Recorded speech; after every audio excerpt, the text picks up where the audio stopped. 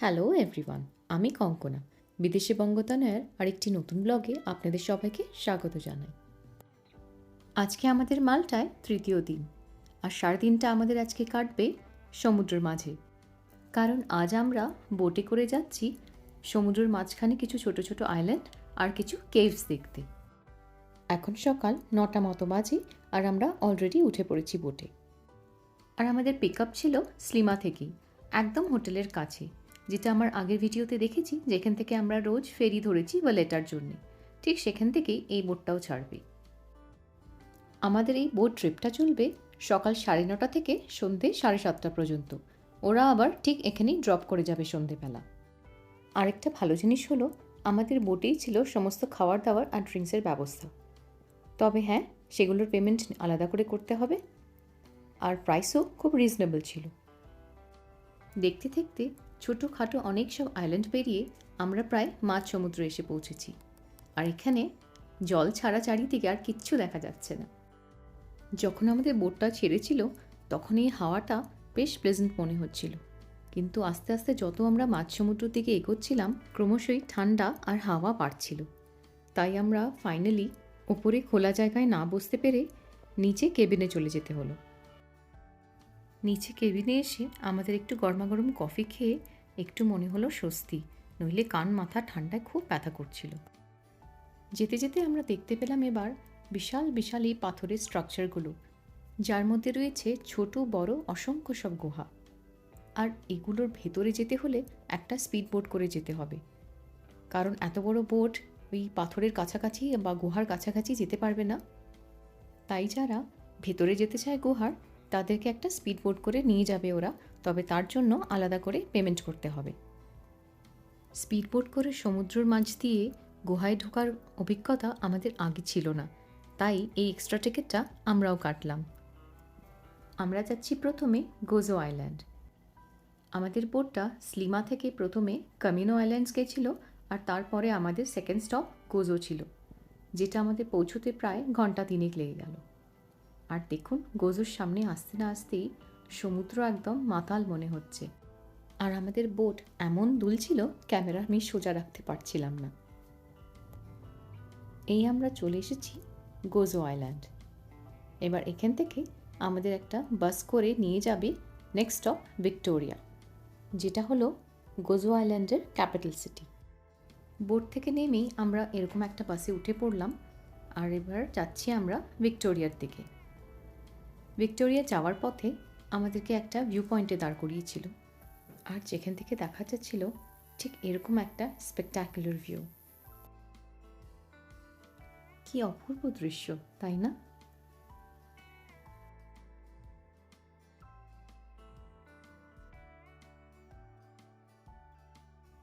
আমরা আবার বাসে উঠে পড়লাম আর রওনা দিলাম ভিক্টোরিয়ার দিকে।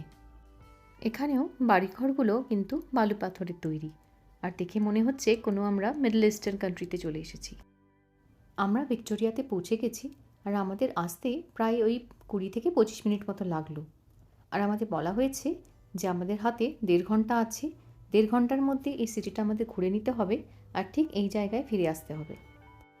কিন্তু আমাদের এত খিদে পেয়ে গেছিলো, আমরা বুঝতে পারছিলাম না যে 1.5 ঘন্টার মধ্যে আমরা একটু খাবো না বেড়াবো, কারণ 1.5 ঘন্টার সময়টা আরাম করে বসে খাওয়ার জন্য একদমই এনাফ নয়। এই ভিক্টোরিয়া শহরটি এর সুরক্ষিত প্রাচীর সহ মধ্যযুগীয় সিটাডেলের জন্য পরিচিত। সিটাডেলের মধ্যে গ্র্যান্ড কাস্তেলা ঐতিহাসিক বাড়িটি একটি লোককথা মিউজিয়াম। গোজো মিউজিয়াম অফ আর্কিওলজিতে প্রাগৈতিহাসিক পাথরের ভাস্কর্য রয়েছে।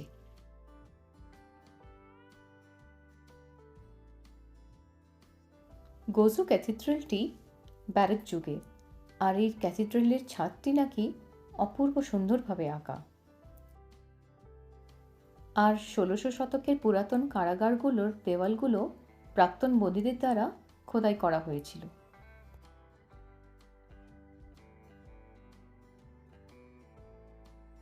আমাদের হাতে যথেষ্ট সময় না থাকায় আমরা কোনো কিছুর ভেতরে ঢুকতে পারিনি। সে মিউজিয়াম বলুন বা ক্যাথিড্রাল বলুন, সবই আমাদের বাইরে থেকে দেখেই চলে আসতে হয়েছে।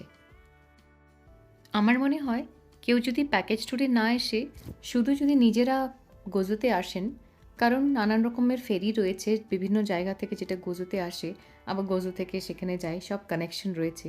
সেরকম যদি কেউ আসে তাহলে তাদের হাতে প্রচুর সময় থাকবে আর তারা আস্তে ধীরে গোজোর সমস্ত জিনিস বা ভিক্টোরিয়ার সমস্ত জিনিসগুলো দেখতে পারবে। আমরা যেহেতু প্যাকেজ ট্যুরে এসেছিলাম, আমাদের ওই বাঁধা ধরা টাইমের মধ্যেই সব ঘুরে নিতে হয়েছিল।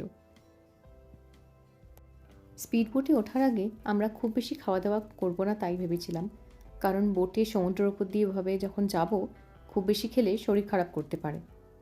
তাই আমরা একটু সবাই মিলে একটু চিজ কেক খেয়ে নিচ্ছি। খাওয়া দাওয়া করে নেওয়ার পর আমাদের হাতে বেশ অনেকটাই সময় ছিল, তাই আমরা আরেকটু আশপাশটা ঘুরে নিলাম। এটা হলো গোজোর ক্যাথিড্রাল অফ দ্য জামশন। আর এই ক্যাথিড্রাল বা গির্জাটি তৈরি হয়েছিল 1697 সাল আর 1711 সালের মাঝে। এখানকার যে পুরনো চার্চটি, সেটা নাকি দক্ষিণ ইটালিতে হওয়া 1693 সালের একটি ভয়ঙ্কর ভূমিকম্পে ধ্বংস হয়ে গেছিল।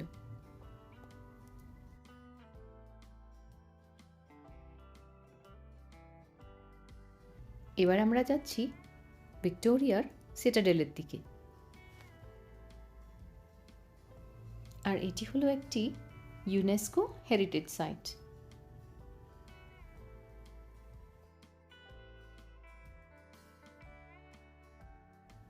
সিটাডেলের উপরে উঠতেই দেখা গেল একটা অপূর্ব সুন্দর একটা ভিউ। দেখুন কেমন সুন্দর হলুদ হলুদ সব ঘাস ফুলে ভরে রয়েছে নিচটা। এই সিটাডেলটির আরেক নাম হলো কাস্টেলা, আর এটি হলো একটি ভিক্টোরিয়ার দুর্গ। সেই ব্রোঞ্জ যুগ থেকেই এই অঞ্চলে মানুষের বসবাস।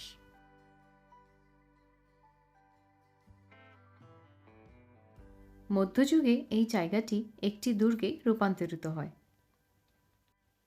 আর এটি গোজোর জনসংখ্যার আশ্রয়স্থল হিসেবে কাজ করেছিল। 15 শতকের মধ্যে প্রাচীরের বাইরে একটি উপশহর গড়ে উঠতে শুরু করে এবং এই এলাকাটি এখন ভিক্টোরিয়ার ঐতিহাসিক কেন্দ্র পরিণত হয়েছে।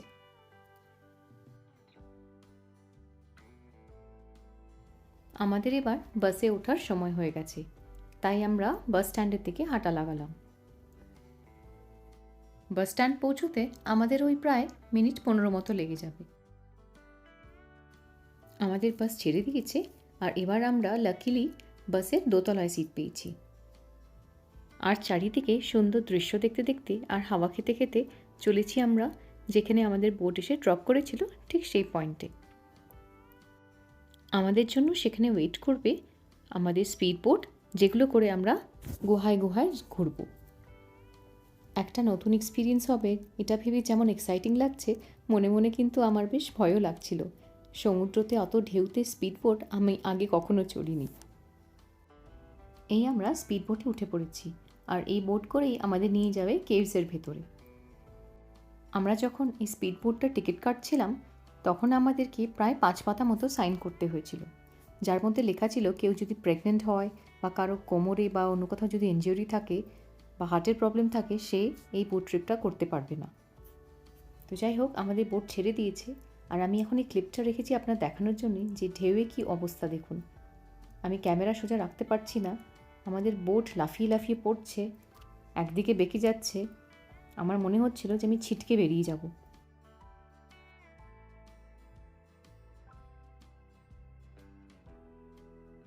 কোনো মেলায় বা এন্টারটেনমেন্ট পার্ক, যেমন কলকাতায় আছে নিকো পার্ক, সেসবে গিয়ে যদি আপনি কখনো রোলার কোস্টার রাইড চড়েন, সেখানে আপনার যেরকম অনুভূতি হয় এখানেও বোটে বসে আমার এক্স্যাক্টলি সেই অনুভূতিই হচ্ছিল।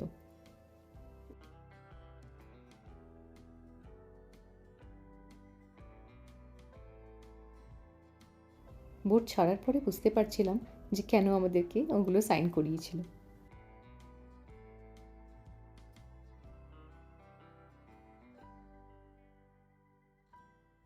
সমুদ্রের ওপর দিয়ে প্রায় উঠতে উঠতে আর লাফাতে লাফাতে আমরা ফাইনালি পৌঁছে গেছি গুহার ভেতর। এখন রোদটা পড়ে গেছে, প্রায় বিকেল হয়ে এসেছে, তাই জন্যে গুহার ভেতরটা অন্ধকার। নইলে কিন্তু সূর্যের আলো যখন থাকে তখন গুহার ভেতরটা কিন্তু দারুণ লাগে দেখতে, আর জলের রংটাও একদম নাকি নীল দেখায়।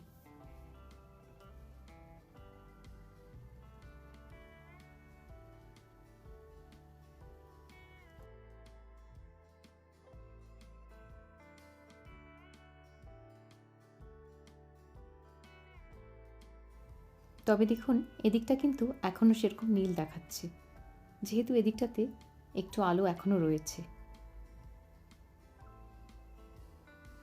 চলুন এবার এই গুহাটার ভেতরে ঢুকি।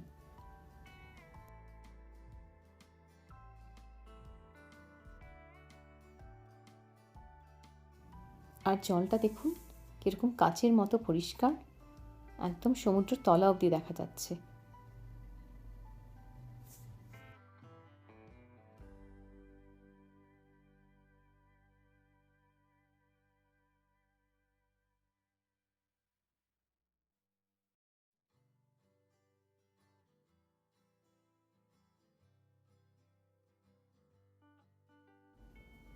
এই গুহাগুলোর সামনে দেখুন জলটা আমার একদম শান্ত,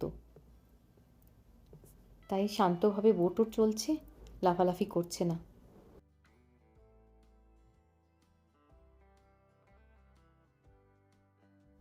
ওই দেখুন আমাদের বোটের সামনে 3টে খনয় বোট। ধরুন যারা সাঁতার টাতার কাটে, বা পাশেই হলো ব্লু লাগুন কামিনো আইল্যান্ডস, যারা ওখান থেকে নিজেরা বোট টোট চালাতে পারে, তাদের এই স্পিড বোট ভাড়া করা দরকার পড়ে না। তারা নিজেরাই নিজেদের বোট নিয়ে এই কেভসগুলো দেখতে আসতে পারে।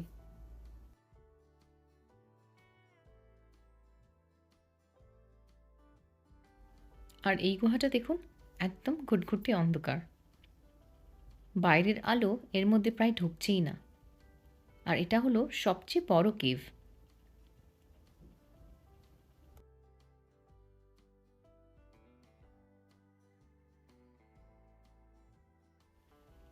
দেখুন আমাদের ওরা কত ভেতর অবধি নিয়ে গেছিল।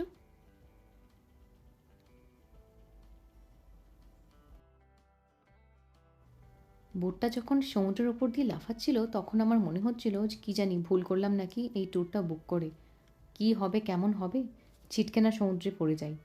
তবে এই কেভসগুলো ঘোরার পরে কিন্তু মনে হচ্ছে এটা একদম সার্থক হয়েছে।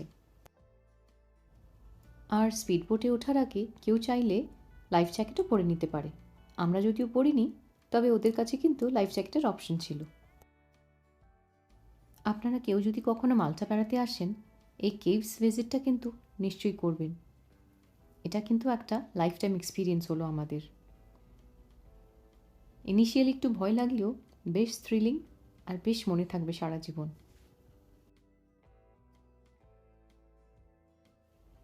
এটি হলো আরেকটি কেভ, আর প্রবাবলি লাস্ট কেভ আজকের মতো।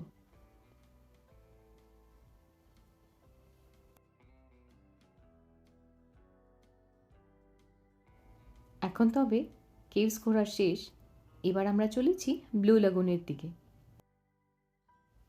আর এখানেই আমাদের জন্য ওয়েট করবে আমাদের সেই বড় বোটটা, যেটা করে আমরা সকালবেলা এসেছিলাম স্লিমা থেকে।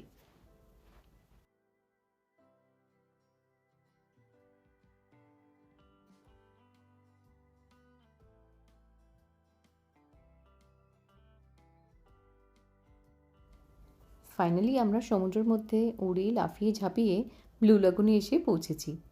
আর আপনাদেরকে একবার জলের রঙটা দেখাচ্ছি।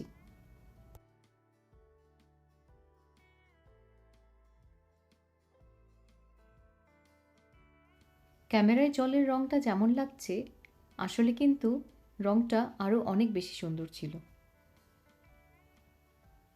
একদম যাকে বলে মিল্কি ব্লু কালার।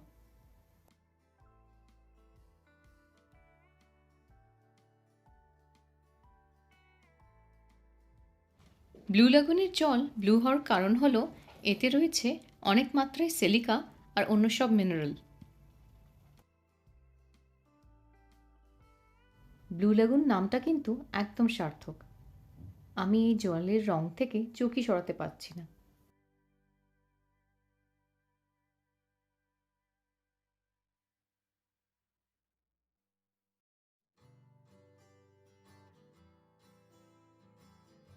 এখন মার্চ মাসের শেষের দিক, তাই সমুদ্রের জল এখনও ঠান্ডা।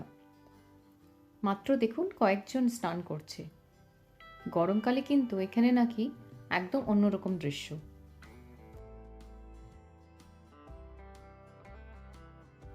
গরমকালে নাকি এখানে গিজগিজি লোক হয়ে যায়, আর বিচটা নাকি ভরে যায় ছাতায় ছাতায়, যার তলায় শুয়ে সবাই সানবাত করে।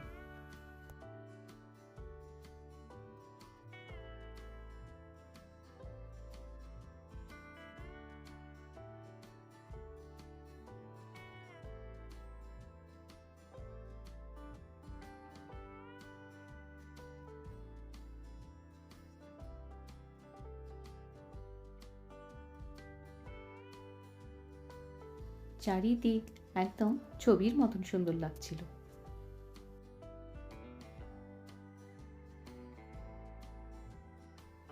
আমাদের আজকের মতো ঘোরাঘুরি এখানেই শেষ।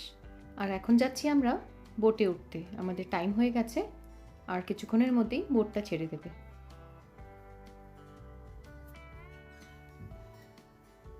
সানসেটটা দেখতে পারলে ভালো হতো, কিন্তু কি করা, সানসেট এখনো অনেকটাই দেরি।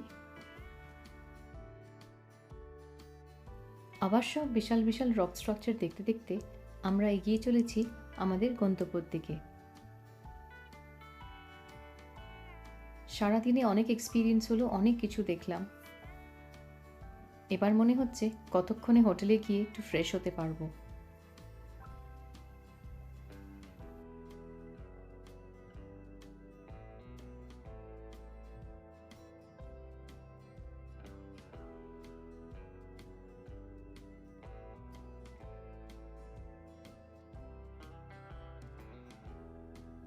তাহলে ব্লগটা আজকের মতো এখানেই শেষ করলাম। পরের সপ্তাহে আবার দেখা হবে আরেকটি নতুন ব্লগের সাথে, যেখানে আমি শেয়ার করব আমাদের মাল্টার চতুর্থ দিনের অভিজ্ঞতা। আপনারা সবাই ভালো থাকবেন, সুস্থ থাকবেন।